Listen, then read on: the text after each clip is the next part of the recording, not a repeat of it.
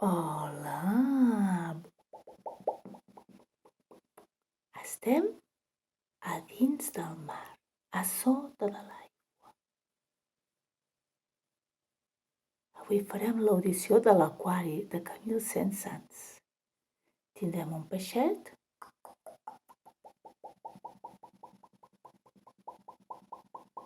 que anirà nedant per sota de l'aigua.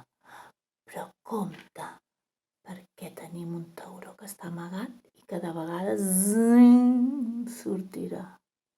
Quan surti el tauró, el peixet s'amagarà. Escolteu bé.